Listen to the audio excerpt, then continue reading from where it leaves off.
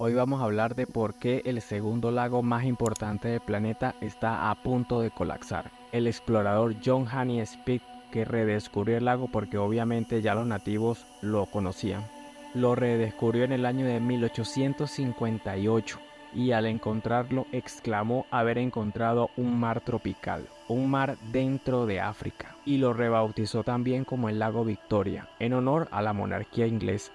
Ya los nativos le tenían un nombre, lo llamaban el lago Nyanza. Este lago es el segundo más grande de todo el planeta con una superficie de 68.800 kilómetros cuadrados. Más grande que República Dominicana, más grande que Costa Rica y 3 veces más grande que El Salvador. Algo tan grande y tan preciado se debe pensar que debe estar catalogado como parque nacional o algo que tiene que ser preservado y protegido. Según la UNESCO, en su página de internet dice: para ser inscrito en la lista de Patrimonio Mundial, un sitio debe poseer fenómenos naturales únicos o presentar alguna de las principales etapas de la historia de la Tierra, mostrar principios ecológicos y biológicos significativos o contener entornos naturales importantes.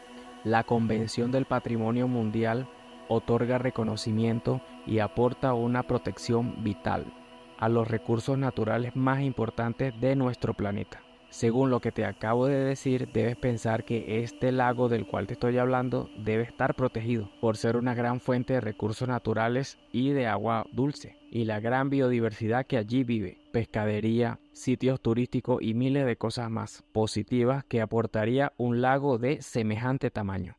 Actualmente está completamente contaminado y en riesgo inminente de colapso. Estoy hablando de un lago que comparten 3 países: Tanzania con un 51%, Uganda con un 46% y Kenia con un 6%, de las cuales se estima que actualmente hay 40 millones de personas que viven del lago.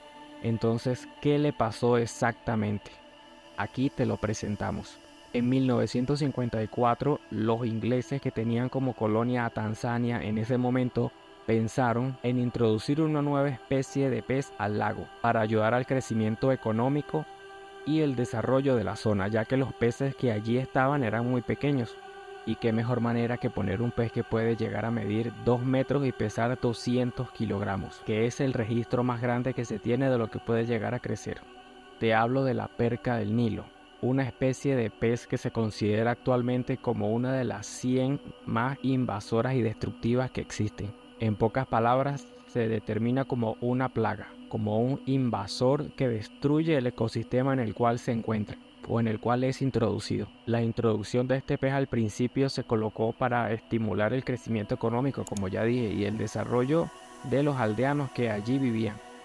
Al principio ese era el plan. Ya para los años 80, la perca del Nilo había arrasado con más del 80% de la biodiversidad del lago.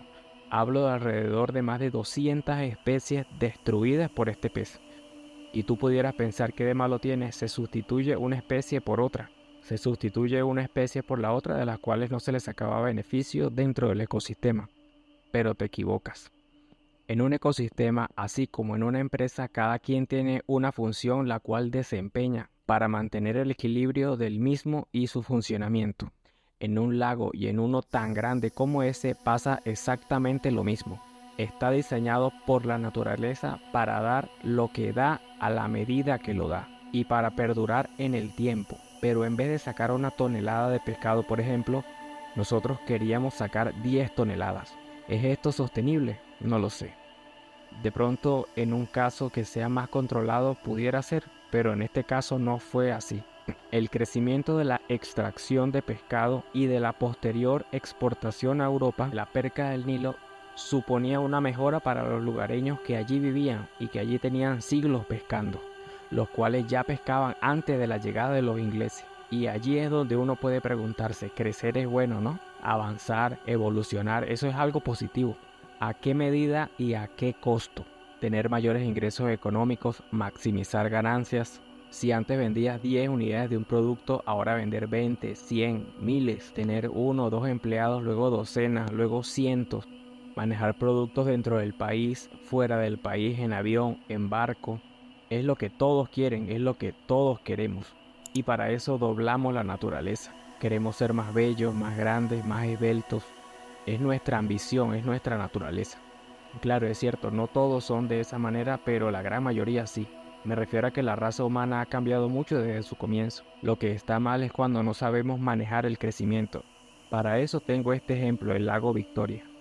Según el profesor Richard Ugutu del Instituto Nacional para la Investigación de los Recursos Pesqueros, actualmente hay una sobrepoblación pesquera que rebasa por 3 veces lo ya establecido. Lo sostenible, según este profesor, son 250.000 toneladas de pescado al año y se están extrayendo más de 1 millón de toneladas de pescado al año, representando esta el 80% de su extracción con la perca del Nilo, y pasaron de 70.000 pescadores a más de 270.000 en tan solo 20 años. Este pescado, la perca del Nilo, entre tantas especies que devoró a su paso, también había un pequeño pescadillo que mantenía la simbiosis vegetal dentro del lago, es decir, las algas. Y debido a la desaparición de este pescado, hubo un crecimiento excesivo en las algas del lago, también conocidas como jacintos de aguas o bora, que estropea el flujo de embarcaciones y supone un peligro, hasta para la misma especie invasora, la perca del Nilo, y también amenazando el oxígeno para las otras especies que aún habitan en el lago, debido a que este exceso de plantas marinas absorben todo ese oxígeno. Fuera del problema de las aguas, todas esas personas que se acercaron a la orilla del lago buscando un mejor futuro en cuanto a la pesca, trajo también consigo una sobrepoblación, que al ser algo que no estaba programado ni mucho menos organizado, se crearon mafias alrededor sobre de quién podía y quién no podía tener acceso a las aguas. Y con ello también llegaron las grandes transnacionales que por supuesto se quedaron con el monopolio absoluto de la pesca y dificultaron con ayuda de gobiernos corruptos el entorpecimiento del pesquero tradicional que siempre había estado allí.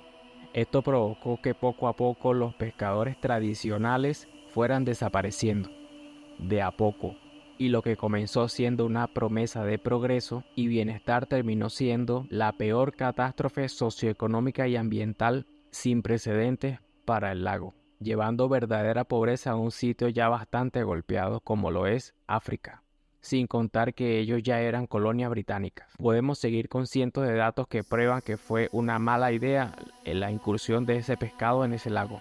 Y así como este, ¿cuántos más no existen como ejemplo de destrucción de importantes monumentos naturales? La extracción de petróleo, la tala de árboles, el crecimiento de frutas y verduras mediante químicos, el crecimiento también de animales para el consumo humano con hormonas, para que sean más grandes, para que las vacas den más leche de lo normal y miles de cosas más. Pero ese es el mundo en el que vivimos.